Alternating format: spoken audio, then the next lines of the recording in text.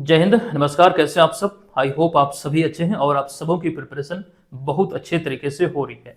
दोस्तों, 13 दिसंबर 2024 को 70वीं BPSC prelims exam प्रस्तावित है। हालांकि पहले कई बार तिथि में बदलाव देखने को मिला है, लेकिन अभी 13 दिसंबर को एग्जाम हो रहा है। हालांकि यहाँ पर इसके बावजूद इस समय जब ये वीडियो मैं आपको दे रहा हूँ, अब तक इसका एडमिट कार्ड जारी नहीं हुआ है। हालांकि ये एक अलग विषय है। अभी हम चर्चा करने वाले हैं नॉर्मलाइजेशन को लेकर। आयोग की तरफ से कहा गया है कि आगामी 70वीं बीपीएससी प्रीलिम्स एग्जाम में नॉर्मलाइजेशन लागू किया जाएगा, यानी कि स्टैंडर्डाइजेशन, यानी कि प्रश्नों का मानकीकरण तय करना, स्टैंडर्ड तय करना, मतलब इसके आधार पर रिजल्ट प्रकाशित होगा। तो ये अगर हम बात करें नॉर्मलाइजेशन की, तो किसी भी सूरत में, किसी भी हाल में स्टूडेंट के हित में नहीं है। इससे प्रत्यक्ष रूप से सही रिजल्ट कभी प्रकाशित हो ही नहीं सकता है। ठीक है, तो ये कभी भी मंजूर नहीं होना चाहिए और स्टूडेंट के हित में हम लोग भी आपके लिए मतलब लगे हुए हैं, आवाज उठा रहे हैं और इसी दिशा में कुछ बातें मैं आप लोगों के बीच रखने जा रहा हूं। इसे ध्यान से सुनिएगा और वीडियो अगर पसंद आए तो आप लोगों को जो मैं यहाँ पर रिक्वेस्ट करने वाला हूँ उसको जरूर फॉलो कीजिएगा। दरअसल यहाँ पर आपको बता दूं, सबसे पहले ये ध्यान रखिए, नॉर्मलाइजेशन को लेकर जो इसमें एक दो बड़ी बातें कही गई है उसकी पहले हम चर्चा कर लेते हैं।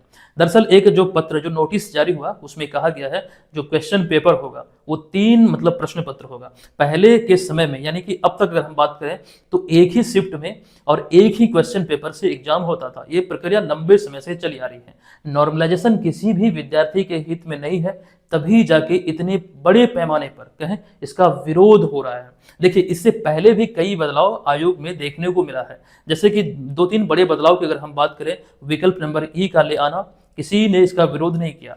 नेगेटिव मार्किंग हुआ, कोई विरोध नहीं हुआ, अच्छे तरीके से एग्जाम आयोजित हुआ। हालांकि इसको जो 5 विकल्प वाला था उसे हालांकि हटा दिया गया है। तो ये चीज ध्यान रखिए, ये मतलब कहीं स्टूडेंट के मतलब खिलाफ में नहीं था, लेकिन नॉर्मलाइजेशन जो है ये किसी भी स्टूडेंट के हित में नहीं है, तभी जाके इतना विरोध हो रहा है। और आप लोग भी देखिए, अगर आप इस एग्जाम की प्रिपरेशन में लगे हैं तो ध्यान रखिएगा, ये आपका भी फर्ज है, आपकी भी जिम्मेदारी है कि आप इसके खिलाफ प्रोटेस्ट करें, क्योंकि ये किसी भी सूरत में लागू नहीं होना चाहिए। अच्छा, जो 3 प्रश्न पत्र की हम बात कर रहे थे, पहले तो एक ही प्रश्न पत्र होता था और एक ही समय में जहां पर भी सेंटर होता था एग्जाम आयोजित होता था। तो ऐसी स्थिति में क्या होता था कि मान लीजिए कहीं पर क्वेश्चन पेपर आउट हुआ, सपोज कीजिए मुजफ्फरपुर में किसी सेंटर पे क्वेश्चन आउट होता है और ये बात मीडिया में आती है, खबरों में होती है। माफ कीजिएगा, थोड़ी सी यहाँ पर डिस्टर्बेंस हुई, लेकिन अब सब ठीक है।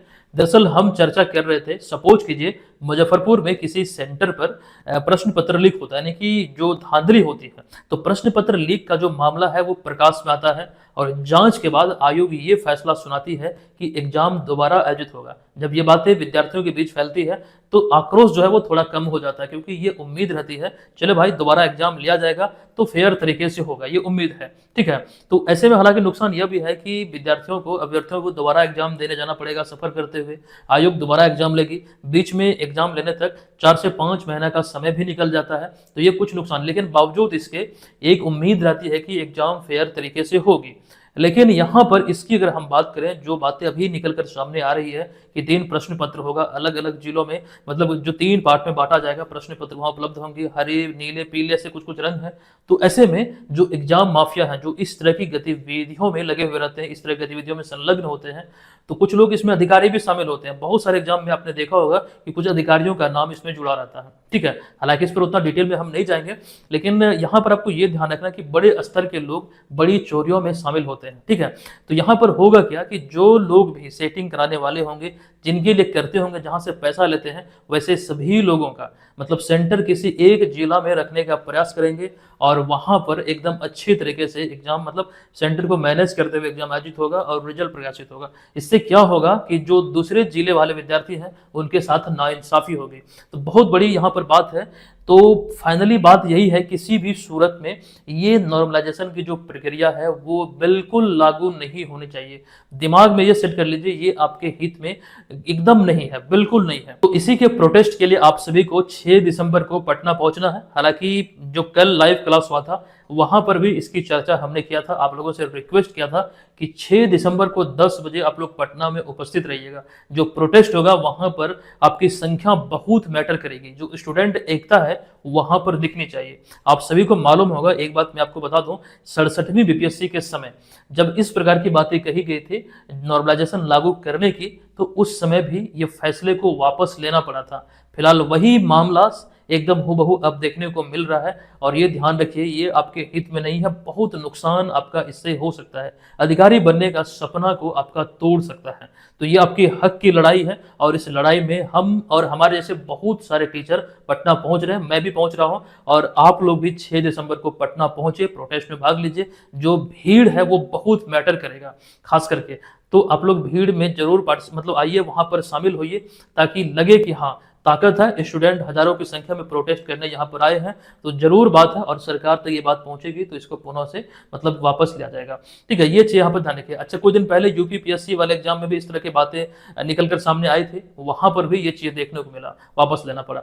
तो यही एक विकल्प है, जब तक आप लोग प्रोटेस्ट नहीं करेंगे तो ये संभव नहीं है, अन्यथा ये लागू हो जाएगा। ठीक है, चिंता मत कीजिए, एकदम हम सभी लोग आप सबों के साथ हैं और आप लोग भी, बशर्ते आपकी लड़ाई है और हम लोग साथ में हैं, आप लोगों को पहुंचना बहुत जरूरी है। ठीक है, एक बात ये ध्यान रखिएगा, जो लोग पटना में है, पटना के आसपास में है, जरूर पहुंचने का प्रयास कीजिएगा और इस वीडियो को अधिक से अधिक खास करके स्टडी रिलेटेड ग्रुप्स आदि में शेयर कीजिएगा या फिर वर्बली भी अपने दोस्तों सहपाठियों को जरूर बताइएगा जो बीपीएससी एग्जाम में लगे हुए हैं कि प्रोटेस्ट में जाना है। अगर आप नहीं भी जा पाए तो इंटरनेट सोशल मीडिया प्लेटफॉर्म के जरिए इस चीज का आवाज जरूर उठाइएगा, कम से कम इस वीडियो को जरूर शेयर कीजिएगा। ठीक है, वीडियो को हम यहाँ पर समाप्त करते हैं, यही बताना एक उद्देश्य था। मूल बात यहाँ पर यह है कि ये आपके हित में नहीं है और ये हमें किसी भी सूरत में मंजूर नहीं है, हर हाल में। और इसके प्रोटेस्ट के लिए आपको आना है 6 दिसंबर 10 बजे पटना। धन्यवाद।